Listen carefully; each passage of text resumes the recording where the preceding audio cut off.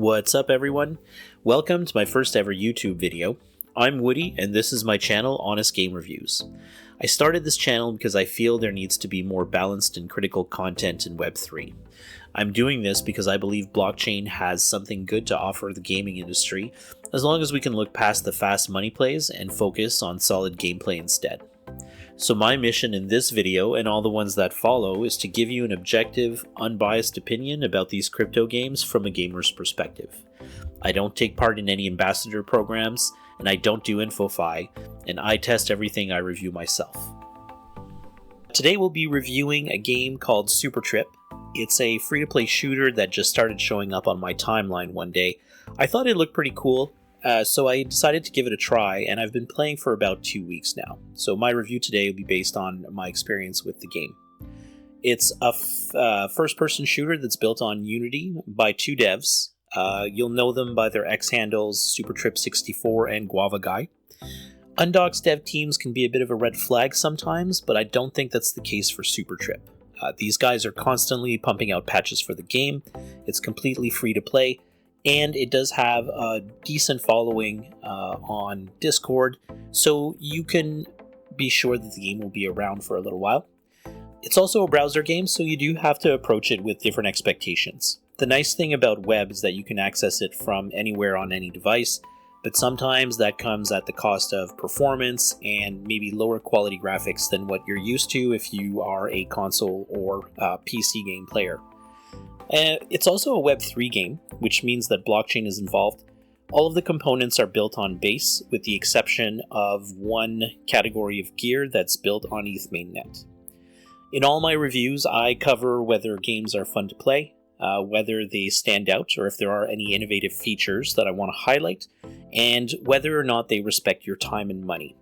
I usually rate games out of 5, where a 3 is good, 4 is excellent, and 5 is perfection. The rating is really there to give you an idea of my opinion ahead of time, and it's not any kind of scientific rating or system that I've come up with. Now that we've covered all the basics, let's get started. The first thing you'll notice when you jump into Supertrip is without a doubt the art style. It's not really what you would expect from your typical shooter, like a Call of Duty or a Battlefield. The cartoon characters and the bright color palettes, the funky swag, all signals a more casual gaming experience, and that's what you're really in for with this game. It doesn't take itself too seriously, but it's still a fast-paced shooter. Before we jump into the game, there are a few things to check out. The first thing you'll want to do is sign up for an account, which you can do by clicking on the button in the top right corner. This will take you to your standard Google authentication, which is great for a crypto game that normally requires you to connect a wallet. The fact that you can just sign up with your Google email makes it a lot more accessible if you're not into crypto. You'll also want to check out the spinning wheel right underneath because it lets you claim a daily prize, which is usually a cosmetic. If you want to check out your new cosmetic, you can head over to the inventory, which is on the opposite side of the screen, where you can try on the different skins and cosmetics that you've collected. The game starts you off with a few decent choices, but trust me, there are a lot more ways to customize your character in this game. The last thing you'll want to check out before you jump into the game are the quests. You can do that by clicking on a button on the left side of the screen. Unfortunately, every time you do, you have to sit through the same cutscene of a character explaining to you what the quests are. Just skip through that as fast as you can, and you'll land on the actual quest screen. Every time you complete a quest, you get a certain amount of Trip Coin. Trip Coin is the in-game currency of Supertrip that's used to purchase skins and crates. If you can finish all of the quests within a 12-hour window, you receive a badge that'll show up on your calendar, and it's actually a nice touch to flex your loyalty to the game. Now that we've covered all the basic features, we're ready to jump in and take a look at the gameplay. To get started, all you have to do is click the Ready button in the bottom right corner of the screen. I was pretty happy with the fact that I never had to wait more than a few seconds to find a match. Unfortunately, that's also because certain matches were filled with bots, and the bots in this game are pretty bad. They don't really shoot at you, they sometimes just stand still or get stuck on obstacles, If you do happen to be in a match with only bots, the only silver lining is that you'll be able to take a lot of them out and collect a lot of trip coin. Supertrip is an insanely easy game to master. Every match is basically deathmatch, so you don't have to learn any specific strategies or coordinate with other players.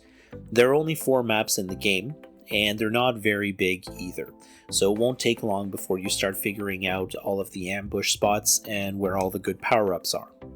The controls are limited. There's no crouching, there's no peeking around corners, you don't throw grenades, there are no secondary fire options on the guns. This is really about running and gunning and not much else. Also, trippies, which are what those cartoon characters are called, have big heads, so it's easy to headshot people and you can typically target them from very far away. All of this put together makes for a really approachable game.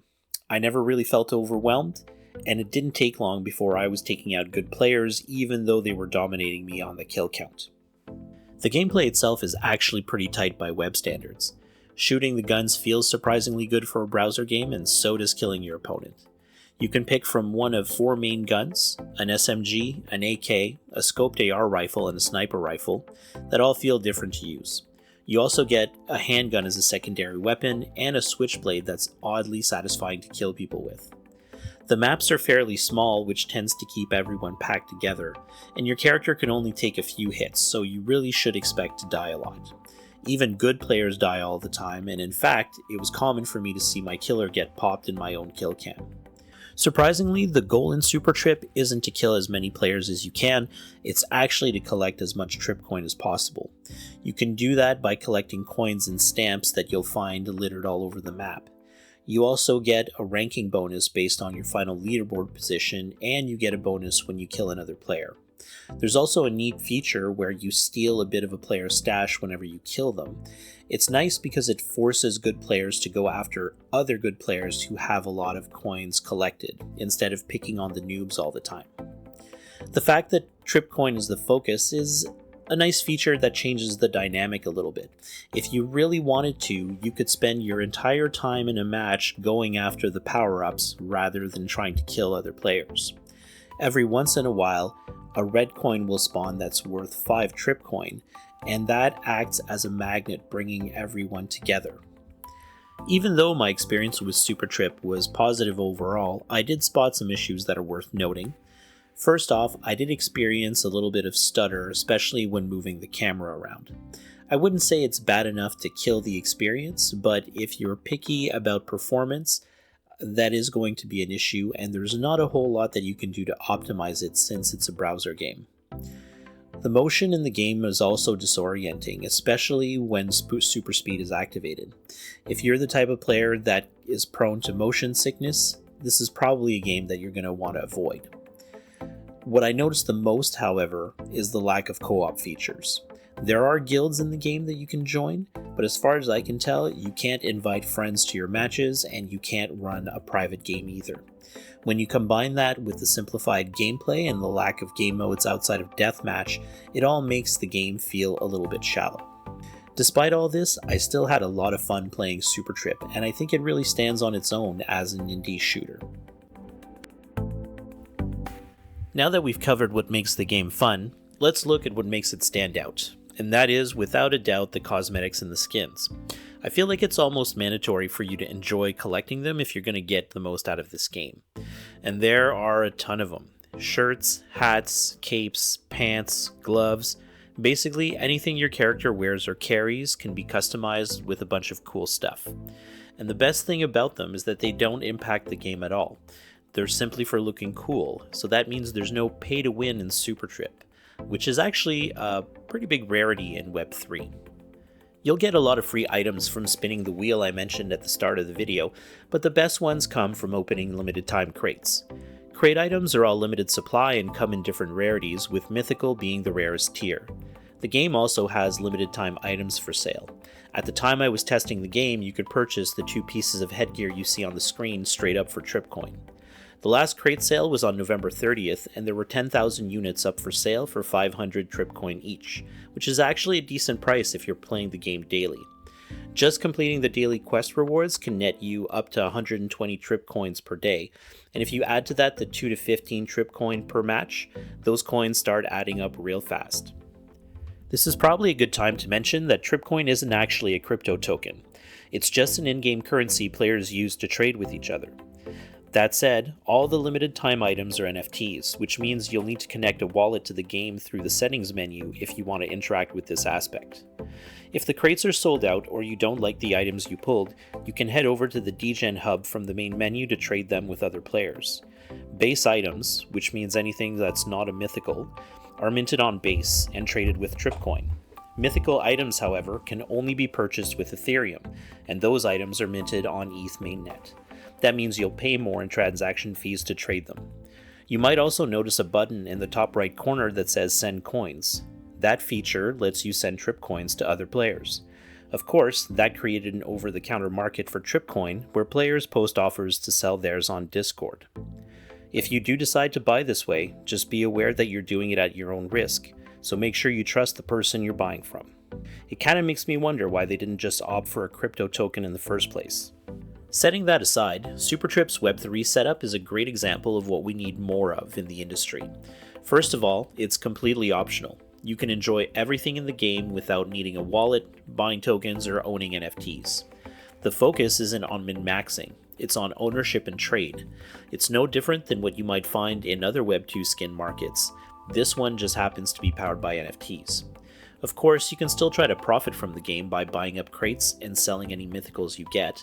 You could also try to grind for Tripcoin and sell it to other players, but the devs aren't making promises that you'll profit through some play-to-earn scheme or by reselling your assets to another player at a higher price. Supertrip is the type of game that has the potential to expose more gamers to Web3 by putting solid gameplay first and adding value with blockchain. My only criticism here is that using two blockchains can make it more complicated than it needs to be for those new gamers. I hope they decide to migrate to Base and integrate the game with Coinbase, which is probably where most of those gamers will purchase their tokens in the first place. Let's wrap things up by going over whether Supertrip is worth it or not. I mean, it's basically a free game. You purchase almost everything with an in-game currency that's easy to farm, so you don't have to put any real money into it unless you want the most flashy, most expensive items to really flex over other players. That's reason enough to at least try it out. I had a lot of fun playing it for the past 2 weeks, and I like how easy the game is to pick up. This isn't something that requires a lot of concentration or a lot of time to learn. You just pick your weapon and go kill stuff for 3 minutes at a time. Is this really a game I would see myself grinding though? Not really. There are only 4 maps to choose from, there's only one game mode to play, and there's no character progression to speak of, which gets repetitive after a lot of matches. As it is right now, you have to really like collecting skins to stay motivated to play this game heavily. That said, it's great if you're just looking for a casual game to play with your friends or your guildmates, because Supertrip has that party game vibe. The cartoon characters, the simplified gameplay, the short matches, the fast combat. I could see myself downloading Supertrip on my Switch to play with my kids. That's why it's a shame there aren't more multiplayer features built into the game. All it really needs at this point is a few co-op modes and a way for players to find each other to hit that next level. Until then though, I can only rate Supertrip a 3.5 out of 5. It's good, and I love the game's approach to Web3, but its potential is capped as long as it maintains its single-player focus. So that wraps things up for my first ever video. Thank you so much for listening all the way and putting up with my noob video making skills. Don't forget to like this video if you enjoyed the content, and subscribe to my channel to get more reviews like this one. Your support means a lot to me, and it encourages me to keep getting better at this. I'd love to hear your thoughts about the game too, so please leave a comment to tell me about your experience with Supertrip. Thanks for watching, and I'll see you in the next review.